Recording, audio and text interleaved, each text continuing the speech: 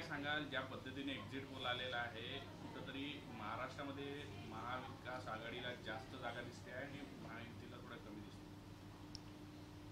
महाविकास आघाडीला जास्त जागा दिसते, महायुतीला कमी दिसते. कोणाला दिसत आहे? आम्हाला तर एकच दिसत आहे की आमच्या महायुतीचा जे इथे 48 पैकी आमचा जे होता मिशन 45 ते काय चुकीचं नाही. ते मिशन 45 आमचा होताच, परंतु जास्तीत जास्त जागा आम्हाला महायुतीला येणार हे 100% पक्का आहे. सर, काल जो एक्झिट पोल आले त्याच्यामध्ये कुठेतरी ज्याप्रमाणे राष्ट्रवादी काँग्रेस आहे, शरद पवार यांच्या गटाला जास्त जागा देताना दिसते आणि महाराष्ट्रात जवळपास नाहीच्या बरोबर जागा अजित पवार गटाला लोकसभेमध्ये मिळताना दिसते आहे. कसं बघता तुम्ही याकडे? एक्झिट पोल हा 100% खरा नसतो. म्हणजे थोडा लोकांचा जे अंदाज आहे ते अंदाज हा आपला टी व्हीमध्ये येत असतो आणि एक्झिट पोलमध्ये आपल्याला दिसतो. परंतु या देशामध्ये मोदीजींच्या नेतृत्वाखाली हा निवडणूक झालेला आहे. त्या दृष्टिकोनातून जे अंडरकरंट जे चाललेलं आहे, ज्या प्रमाणामध्ये दिसायला वेगळं दिसतो, परंतु अंडरकरंट ज्या प्रमाणामध्ये चालला, तर 3 दिवस अगोदर आपण पाहत होतो जे बोलत होते की इंडिया आघाडी मेजॉरिटीमध्ये येईल.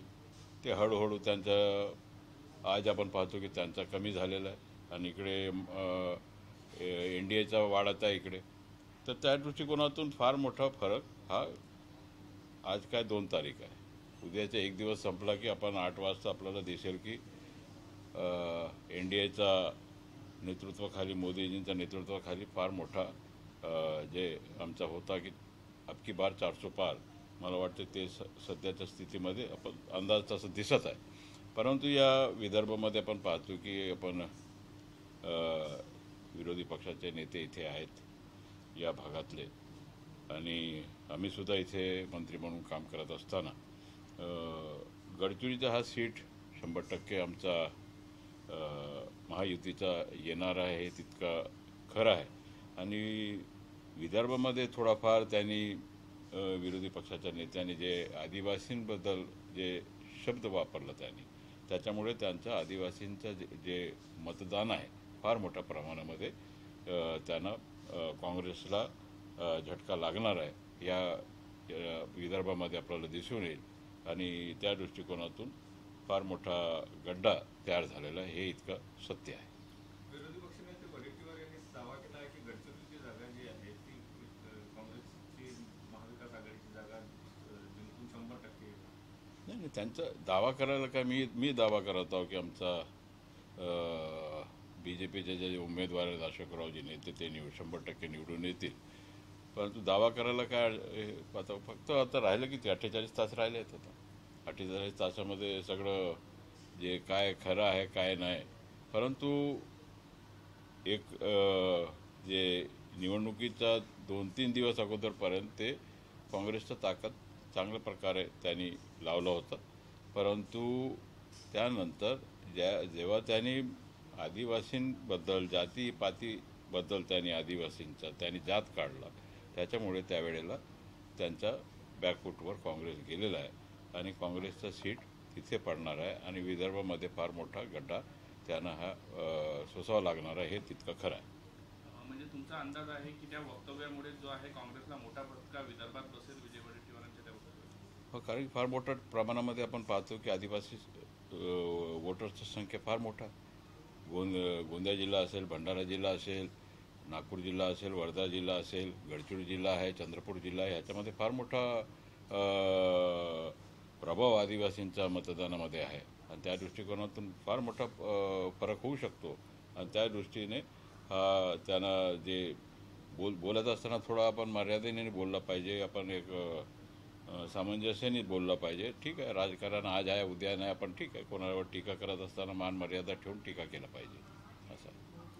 सर, एकंदर महाराष्ट्रात जर एक्झिट पोलचा विचार केला आणि एक्झिट पोल जर बघितला तर पक्ष फुटीनंतर म्हणजे राष्ट्रवादी आणि शिवसेना दोन्ही पक्ष फुटीनंतर जर आपण बघितलं तर कुठेतरी ठाकरेंची शिवसेना जी आहे त्याला चांगलं यश मिळताना दिसते, तर दुसरीकडे शरद पवारांच्या राष्ट्रवादीला सुद्धा यश मिळताना दिसते आहे.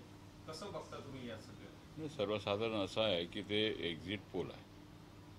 एक्झॅक्ट पोल रिझल्ट 4 तारखेला माहीत होईल. आणि त्या ठीक आहे, ते 6 दाखवत आहेत, 6चा 2ही होऊ शकतील, 2चा 0ही होऊ शकेल. राष्ट्रवादी SP ठाकरे साहेबांचं जे आहे त्यांचासुद्धा 9 दाखवत आहेत, 9चा 5ही होऊ शकेल, 4ही होऊ शकेल. तर असं आहे, ते ठीक आहे. त्या परंतु आम्हाला जे जे नेतृत्व देशाला पाहिजे कोणाकडे आहे हा महत्त्वाचा आहे. इंडियाकडे तर नेतृत्व नाही आहे, खुर्ची एक आहे, पार्टी 15 आहेत नेते. एका खुर्चीवर 15 बसल्यानंतर खुर्ची राहणार आहे का हा महत्त्वाचा आहे. आणि इकडे एकच नेता आहे जो की त्यांनी दाखवून दिलेला, जगाला दाखवून दिलेला आहे, त्यांच्या इशाराखाली जग चालू शकतो असं प्रकारचं एक नेतृत्व भारत देशामध्ये आहे. ते नरेंद्रजी मोदी आहेत आणि त्यांच्या नेतृत्वाखाली हा सरकार बनत आहे. हे तर तितकं 100% पक्का आहे. परंतु आमचा एकच होता की 400च्या वर सीट आले पाहिजे. त्या दृष्टिकोनातून मला वाटते 400च्या वर सीट निवडून येतील असं मला दिसतं. कुठेतरी विरोधी पक्षनेते यांनी आरोप केला की जे पक्ष फोडून बाहेर पडले होते त्यांना जनता आपली जागा दाखवेल, दूर टाकल्याच्या काय 48 तास आहे, जनता कोणाला जागा दाखवते ते ठीक आहे. पण आता निवडणूक झालेल्या आहेत. आता मशीनमध्ये सगळे मतदान, आता फक्त बटन दाबायचं आणि 4 तारखेला आपल्याला कळेल की आपण कोणाला कोण जागा दाखवते. असं आहे, जागा दाखवण्याच्या गोष्टी नाही. परंतु महत्त्वाचं म्हणजे महायुतीचं सरकार आम्ही जेव्हा एकत्रित आल्यानंतर आपण लोकांचे कामं केलेले आहेत. मोदीजींच्या नेतृत्वाखाली आपण जगामध्ये आणि आपल्या देशामध्ये फार मोठं कामं झालेलं आहेत. आणि त्या दृष्टिकोनातून कामाला पाहून मतदान करणार आहेत. कोण कोणाला पाडतो, कोण ते तर राजकारण आहे. राजकारणामध्ये कोण कोणाला पाडतो, कोण कोणाच्या घेऊन जातो, काय करतो ते राजकारणामध्ये सगळं चालत असते. त्याला काय आपण लक्ष देणं लोक तितकं पाहत नाही. आज कोण आम्हाला पाणी देतो, आज कोण आम्हाला विहिरी देतो, आज आम्हाला शेताकरता जे शेती नुकसान झालं त्याच्याकरता कोण निधी देतो हा महत्त्वाचा आहे. आणि जो मदत करतो वेळेवर त्याच्या पाठीशी लोक मतदार असतात हे महत्त्वाचं आहे.